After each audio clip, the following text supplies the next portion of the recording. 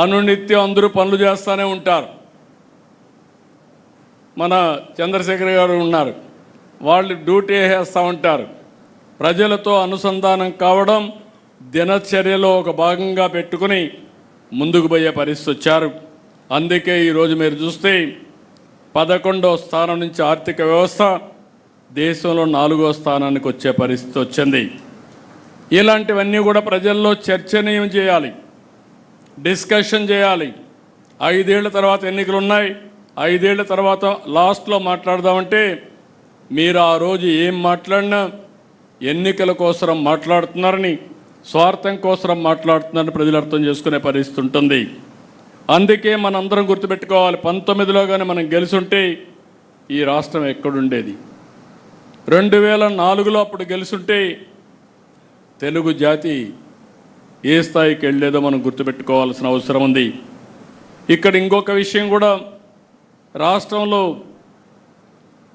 గడిచిన ప్రభుత్వం తెచ్చినటువంటి బ్యాడ్ ఇమేజ్ అంతా కూడా క్లీన్ చేయాలంటే చాలా సమయం పడుతుంది. అయితే మన మీద ఒక నమ్మకం ఉంది, ఒక విశ్వాసం ఉంది, ఒకప్పుడు ట్రాక్ రికార్డు ఉంది. అందుకే ప్రజలు ముందుకొచ్చి పెట్టుబడులు పెట్టడానికి కూడా ఉత్సాహాన్ని చూపించారు.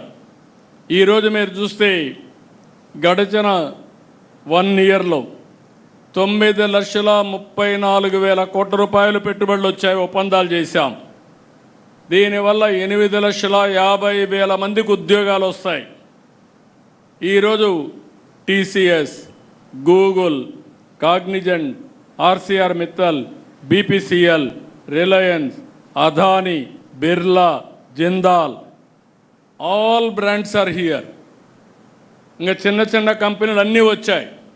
ఆల్మోస్ట్ అన్ని కంపెనీలు వచ్చే పరిస్థితికి వచ్చింది. మనం కూడా ఒక ప్రణాళిక ప్రకారం వర్కౌట్ చేస్తున్నాం.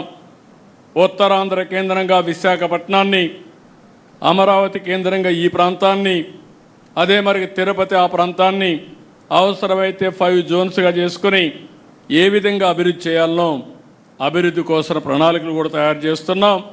అదే మరిగా రతన్ టాటా ఇన్నోవేషన్ హబ్ కింద హబ్ అండ్ స్పోక్ మోడల్ పెట్టుకొని ప్రతి ఒక్క ఇంటికి ఒక ఆంటర్ప్రెన్యూర్ని ప్రమోట్ చేయాలని కూడా ఆలోచిస్తున్నాం.